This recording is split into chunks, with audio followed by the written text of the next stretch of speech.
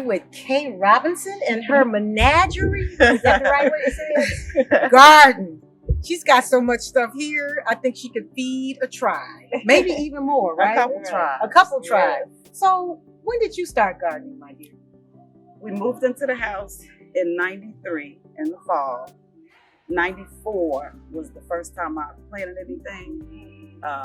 My husband and my grandmother gardened in the house that we were in before we came here. So I said, you don't have a garden? You don't have a garden? Because the tomatoes are yes. So he said, yeah, go get whatever you want to get. So a couple weeks passed.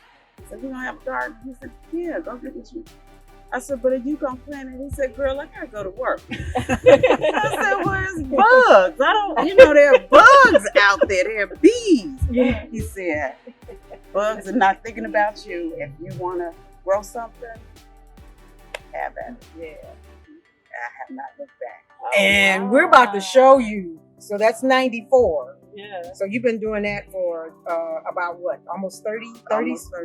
30 years? And I rest every 7 years. Oh, Even before I knew. Yeah. Oh, wow. Every 7 years. You rest the I garden. rest the garden. Yes.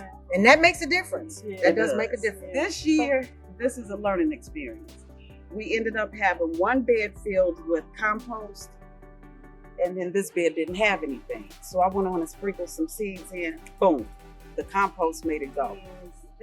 So these are the beans? These are beans. And you said your daughter took all of the ones So off. she took the snap peas, but I do have some yellow. You can pop it off. I'm eating These today. are good. This is why you should have a garden, because you don't have to worry about rinsing anything. Oh, yeah. Unless I'm treating. So I treat with diatomaceous earth. And now that I have blooms on everything, I probably won't be using that again because it's an indiscriminate killer. So it'll kill bees. And we don't want that. But what I use a lot of is peppermint oil. Oh, Yep. you spray it? Just you put it in water with a drop of chemical-free sort of dish soaps. A little bit of that, and then you just spray. Oh, The bees are not bothered by it, but the things that don't. They eat away at your food? It'll get rid of those. That's good. And also, if you have to trim your plants, when you trim it, the plant gives off a pheromone that lets all the insects know that it's been damaged. Wow. So if you spray either rosemary oil or peppermint oil around the plant, it hides that pheromone. So then you don't have animals coming in and Your bugs food. coming in and eating. Yeah. Well, tell us what have you planted all through here? I know I see lettuce. Yeah. And we have already had a salad. Yeah. Isn't that cool? You can just grab all you need to put your salad in, and it's such a different taste. It is. It's a different taste. And I tell you, I know you guys grow lettuce. Yeah. I didn't thin my lettuce back at the beginning. I waited for it to get to this size, and then I thinned that way. So I pulled out bunches of them so that the other would have room, and we had a whole head or I guess you could call it. And I have beets. Do you eat your beet leaves? I put them in the refrigerator because I knew Dawn Haley was gonna have some advice for that. I eat my beet leaves with my salad. Okay. Yeah, I do. Yep. And then I have shallots. Yeah. The beets, turnips, Oh, okay. and then some more And this dill. is dill? This is all carrots. Oh, carrots. Yeah. Yes. So guys, you can just take this out. Much better, yes. Any carrots ready? You know what they aren't? Are they not ready? No. How do you doing it? You will start to see them. It's called their shoulders. So their shoulders will start to push up out of the soil. when it's Yeah. ready. Oh, okay. Carrots. Carrots, onions. For And so, when you having it bunched up like this, that doesn't prevent them from. it does.